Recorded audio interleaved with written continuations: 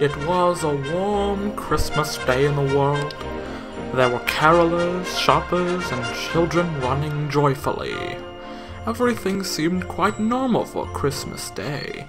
However, a looming man, bigger than a stuffed turkey, strutted about in the cold, hard snow. He was a shifty fellow with a lump of coal gleaming in his eyes. He had no place for fun and didn't want to chat. He was known as Dr. Ivo Robotnik, but he earned the name Scrooge. I told you two to buzz off!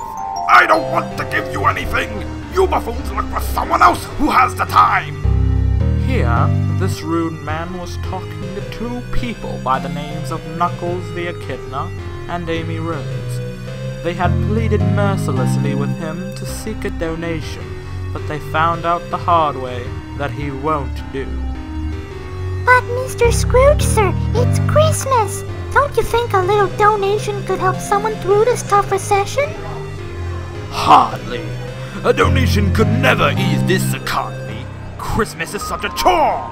It's humbug, I tell you! Bah humbug! Take your begging elsewhere, you ugly girl! Scrooge chuckled while the Echidna frowned. The girl started to cry and people gathered to see what was wrong. Hey, that wasn't called for! You really are a Scrooge! Knuckles proceeded to throw a snowball at the rude person, but this only made the big man madder. He wiped the dry water off of his mustache with a scowl. His face turned redder than the coldest possible. He began to yell. That's it! I'm calling the police! I won't stand for this! The police won't stand for someone as greedy as you! Really now, do you think they would help out a Scrooge? The Echidna and the girl ran out of sight, and quite obvious to everyone, made Dr. Robotnik snicker in delight. The civilians backed away as the doctor hit the road. When he made it to his lair, the man shut his door with a thud. The people lost all holiday cheer, and could only wonder in awe what caused the man to be this way. Walking across a narrow path, the doctor said, I hate Christmas! Bah humbug, I say! But I really hate that hedgehog more! His fortress was filled with weapons and traps. A statue of himself was made of gold. Investors always wondered, what would it sell for? He ran a business of selling axes and saws, and made a large profit because of the black market. He was shocked when he found his only worker gone for the week. Apparently he was gone for Christmas break. This made Dr. Robotnik frown. Grrr! I hate that hedgehog! He's really a bother! He never shows up on time and he gets paid too much! Once I catch him, I'll grind him in a blender and cook him in the oven to show him how much I love tardiness. This worker, Sonic the Hedgehog, was a bright, cheery, but impatient fellow. He was as blue as the cold wind and ran really fast. For some reason, people called Sonic Bob Cratchit due to his loving nature. Dr. Robotnik despised the hedgehog, and he often blamed Cratchit for his woes. The doctor continued to babble, but quickly night fell. Dr. Robotnik began to get tired, so he bumbled up into his bed of money and began to feel asleep. Suddenly, a flickering light appeared out of nowhere and bugged the doctor. He slowly awoke, and to his surprise, he saw two clunks of metal. Both were old, rusty, and covered with large chains. Scrooge cowered with fear. What the? Oh, it's just Scratch and Grounder, the Marley brothers, those idiots! We are the Marley brothers! So what? You can't touch me now! In fact, you couldn't even touch me before! You blundering buffoons couldn't even touch Bob Cratchit! Yeah, well, that was our own business! We work together, like a family. Catching Sonic together was our specialty! Ah, but then I shut you two down! That was the best Christmas gift I ever got from you two! Fine, be that way!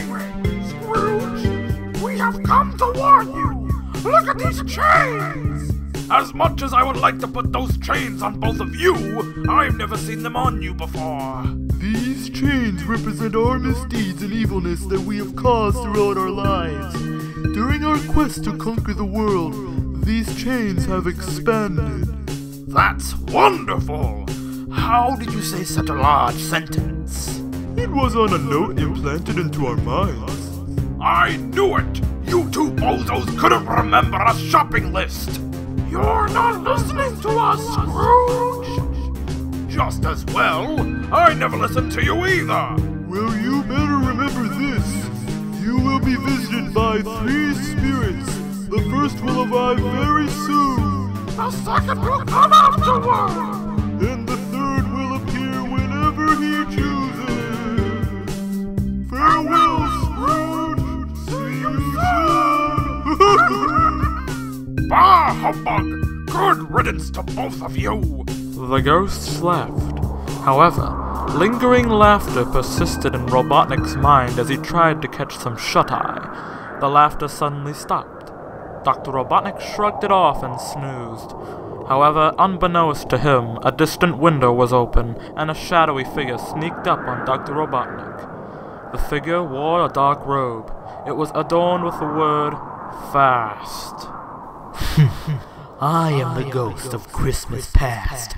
I am here to change your soul. If you're the ghost of Christmas past, then why do you have the word fast on your robe? The ink faded, okay? Dr. Robotnik had nothing to say. Grab onto my robe and pray for your life. Okay? The ghost flew into the night and outside the fortress. Dr. Robotnik was praying for his life now. He could only hope that he wouldn't die. Suddenly, the ghost stopped moving. Dr. Robotnik felt cold air through his lungs. Snowflakes touched his rosy cheeks. He heard children playing, but through everything, he heard a whiny, unnatural voice. Streamed with tears, Dr. Robotnik carefully let go of the clothing and saw a fat boy, scowling at Dr. Robotnik's face. That's me! I was so mean! You suck! No! You suck! The young Robotnik spat on the adult's face. Dr. Robotnik proceeded to chase after the insolent boy, but to no avail. I see a resemblance. Shut up! I don't see how this is helping me! You'll find out. Grab onto it. Dr. Robotnik latched onto the spirit's robe, and the cold, crisp air turned to a warmer morning. The doctor let go of the robe and looked at his surroundings.